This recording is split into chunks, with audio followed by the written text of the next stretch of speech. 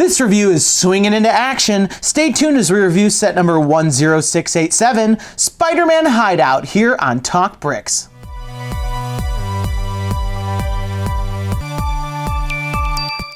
Hello and welcome back to another episode of TalkBricks, where we bring you the latest in LEGO news and reviews. Don't forget to subscribe to make sure you don't miss out on any of our upcoming videos, but let's get right to it. Michael here, and I'm so excited to be reviewing for you guys the LEGO Juniors Spider-Man Hideout set from Marvel Spider-Man. This is one of the easy-to-build junior sets, which is famous for easy-to-build construction, mostly comprised of large parts. This set has 137 pieces, which is kind of low considering it's a price point of $29.99, but it is kind of these larger pieces, so maybe the plastic to price ratio is better than the parts to price ratio. But before we get into all the set's great features, let's talk about everyone's favorite part, the minifigures. First up, we have our police minifigure, and this figure is really nice. It has a white helmet with a clear visor that can be lifted. He's got a nice smile on his face.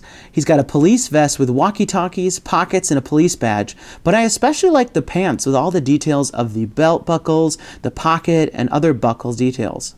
On the back, we can see the police logo and more of those pocket details from the vest. And next up, we have your friendly neighborhood Spider-Man. This figure is a very similar figure to the one that we've gotten in lots of sets, including the Spider-Man Super Jumper set that I reviewed previously. The only difference here is that the joint in between the legs is now red, so it adds a little bit of an extra pop of color. On the back, we do get some back of the head printing with that spider web detail, as well as the second spider logo on the back. And last, but certainly not least, we have the Green Goblin figure. And this, to be honest, is the reason why you might buy this set, especially as an adult fan. I really love all the details. The torso has some great printing with a little bit of kind of scale details that you see up at the top, as well as that similar detail on the legs. I love the green and I love the purple coloring. I think it's really great. And I especially love the pumpkin detail on the belt buckle. The Green Goblin does have one pumpkin bomb, which is represented by this minifigure head with a flame sticking out of it. And here we have the headpiece. It is molded in two plastics, both the purple and the green. And I especially love this hat. When it came out with the collectible minifigure series, I had hoped that they'd use it on a figure like this.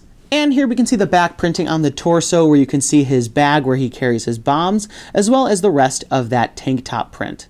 The Green Goblin figure does have two faces. This one sinister face, as well as this sad, defeated face. This is what it looks like when Spider-Man captures him. And here we have all three of our minifigures together from the front. And now we can see them all from the back. And here we have the police four-wheeler. You can see that this quite simple vehicle has some nice details. I especially like the big tires, as well as this printed piece up at the front. The front logo has a police badge, red and blue lights, as well as some venting details. The back of the vehicle also has clear pieces in red and blue. The policeman can be easily placed in the vehicle and has one steering wheel to use to drive. The vehicle rolls along really nicely. And here we have the Green Goblin minifigure on his glider. This is a very simplified glider with some easy construction, but you notice that there's a large opening at the bottom, and this is primarily designed for the play feature. On the left and right sides, we do see two boosters with some transparent orange kind of flames hanging out the back. The center of the glider houses a 1x4 piece that is a disc launcher. We have seen this piece used in other sets, such as the ones from LEGO Chima. To use the disc launcher, simply load a disc from the back. It kind of clips in place, and then you just put a little bit of pressure on it to launch the disc. Just behind the Green Goblin, we do get one more of those pumpkin discs to shoot out. Next up here we have the Spider Helicopter. This is a very simple helicopter, but it does look pretty nice. It has a large windshield on the front, a propeller on the top, as well as two large skids for the bottom. Looking at it from the side, the main body of the helicopter, starting here at the bottom, working up to the side, as well as all the way out here, is one large piece. The front of the cockpit features one large clear piece that can be lifted up. The inside of the cockpit features one 1x2 plate with a speedometer and some other dials. Once open, there is room for one figure to sit up front. On each side is a 2x4 tile with a printed Spider-Man logo. I really like this piece. The top features a simple blue propeller design that can be spinned. The rear of the vehicle contains one fin that can be posed and one propeller. At the back there is a web piece that can be used as a door. The spider web is also on a large string, which can be used to toss the web to trap the enemy. And here we have the main Spider-Man Hideout playset. And you can see that there's a lot of interesting details. It kind of sets a nice scene with a cityscape with all the different fixtures that you might expect from the streets of New York City. There's lots of areas to play, and I really think that there's great stories to be had in this playset. But let's take a look at this a little bit closer. The main part of the hideout is comprised of one large piece, and this whole archway section is all one giant brick. You can see a lot of interesting printing. I like the stonework and the Spider-Man logo. On the right side, we do have an image of the Green Goblin with a kind of wanted poster. It looks like from the police for $50,000. And we do get details of the cobwebs as well as some sort of login panel on the left. In front of the main archway, we do get some details of a street scene. I like to think of this kind of as a sidewalk. We've got this kind of ramp going up. There we've got a sewer grate. Here we've got a stack of newspapers. On the left-hand side, we do have this crosswalk sign.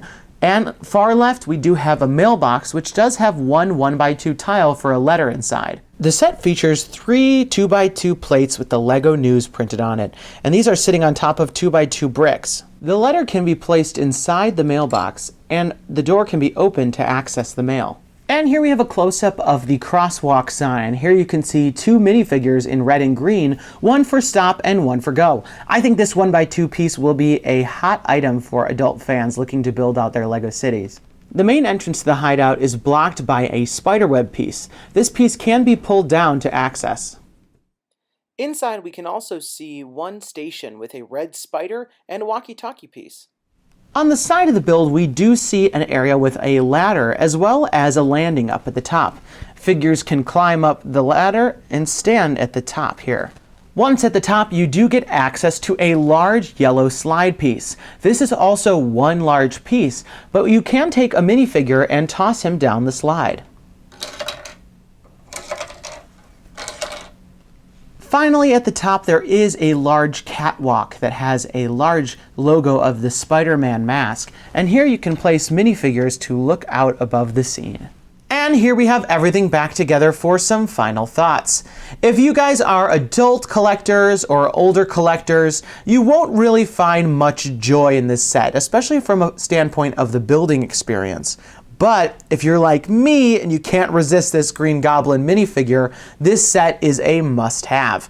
This set has a lot of good play features, and especially if you are of this age to enjoy this type of set, I really do think that there's a lot of fun to be had, especially using this as a play set.